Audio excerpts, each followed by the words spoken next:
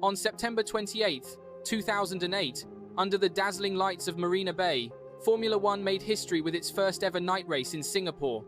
What nobody knew at the time was that this race would become one of the most infamous events in motorsport history, sparking a legal battle that would still be raging 17 years later. Felipe Massa, driving for Ferrari, was leading the race comfortably, locked in one of the closest championship battles the sport had ever seen. His rival, Lewis Hamilton from McLaren, was chasing his first world title in only his second season.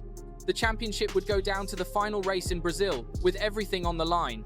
Massa had won 6 races that season, and was in the form of his life. The points were tight, and every position mattered. Then, on lap 14, something happened that would change everything. Piquet Jr, driving for Renault, crashed his car into the wall. At the time, it looked like just another racing incident, but the safety car deployment that followed would trigger a chain of disasters for Massa. He pitted from the lead, and in a moment that would haunt Ferrari for years, a fuel hose problem saw him leave the pits with the hose still attached, dropping him to the back of the field.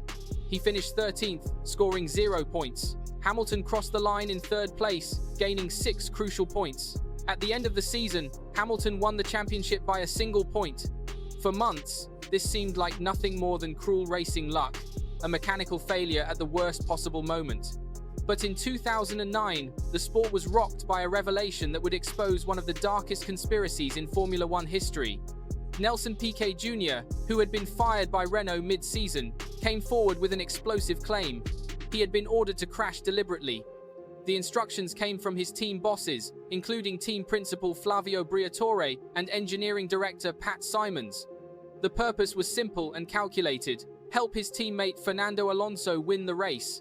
The deliberate crash brought out the safety car at exactly the right moment for Alonso, who had pitted just before the incident and benefited massively from the chaos that followed. The FIA launched an investigation, and the findings confirmed Piquet's allegations. The crash had been planned, discussed, and executed as part of a team strategy. The penalties were severe. Briatore and Simons were banned from the sport, and Renault was given a suspended ban. The scandal became known as Crashgate, a stain on Formula One's reputation that seemed impossible to wash away. But here's where the injustice deepened. The FIA argued that changing the results retrospectively would set a dangerous precedent and create chaos in the sport.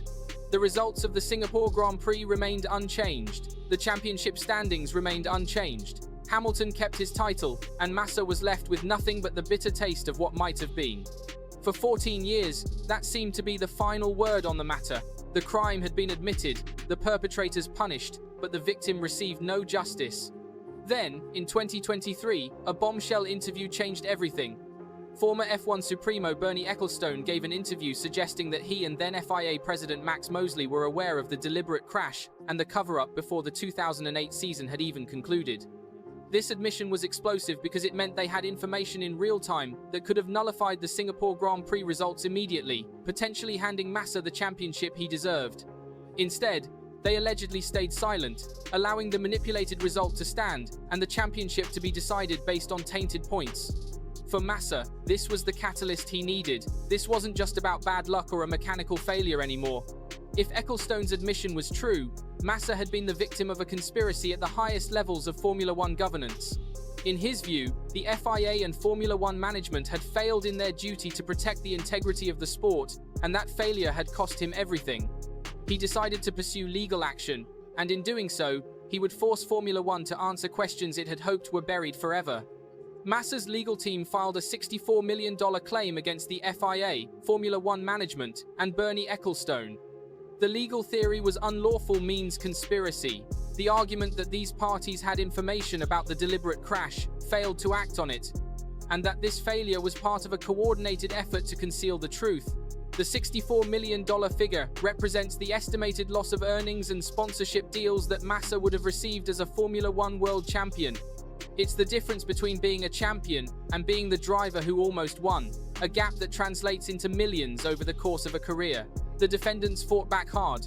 Their lawyers, some of the top legal minds in the UK, argued that the claim had been brought too late, that Massa's own errors during the Singapore pit stop contributed to his poor result, and that this was nothing more than a misguided attempt to reopen the results of the 2008 F1 Drivers' Championship.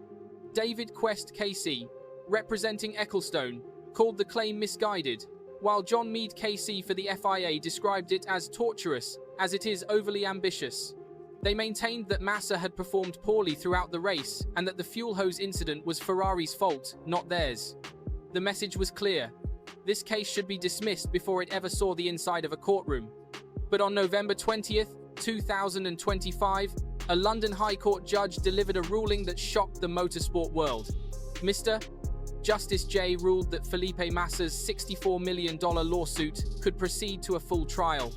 The judge stated that while Massa had no real prospect of proving that the FIA owed him a specific duty of care, he did have a real prospect of proving at trial all the components of his unlawful means conspiracy claim. This means the court believes there is enough evidence to suggest a conspiracy may have existed to cover up the events of Crashgate, and that this conspiracy caused Massa financial harm. However, the judge was very clear about what the court could and could not do. He dismissed Massa's request for declaratory relief that would have stated he was the rightful champion, saying that the court cannot rewrite sporting history and that the FIA, as an international sporting body, would simply ignore such a declaration. Lewis Hamilton's first world title is safe. The championship result will not be overturned. What the court has allowed is for Massa to pursue his claim for financial damages, the compensation he argues he lost because of the conspiracy. The case will now proceed to a full trial in the London High Court, likely sometime in 2026. The trial is expected to last several weeks and will be one of the most high-profile legal battles in Formula One history. Massa's legal team will need to prove that a conspiracy existed between the FIA, Formula One management, and Bernie Ecclestone to conceal the truth about Crashgate, and that this conspiracy directly led to his financial losses. The defendants will continue to argue they did nothing wrong and that Massa's claim has no merit. The trial will delve deep into the inner workings of Formula One in 2008, potentially bringing to light new information about one of the sport's darkest moments. The implications of this case extend far beyond Massa's personal situation. If he wins, it could open the door for other drivers who feel they've been wronged by the sport's governing bodies to seek legal redress. It could force Formula One and the FIA to be more transparent and accountable in their decision-making processes.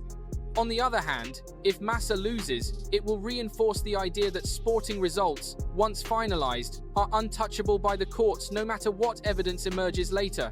For Felipe Massa, now 44 years old and retired from Formula One, this is a matter of principle. He has maintained that he is not doing this for the money, but for justice. He wants the world to know that he was cheated out of his rightful championship by a conspiracy at the highest levels of the sport. He has always believed he is the moral champion of 2008, and while this court case cannot give him the title, a victory would provide a form of vindication that goes beyond trophies and record books.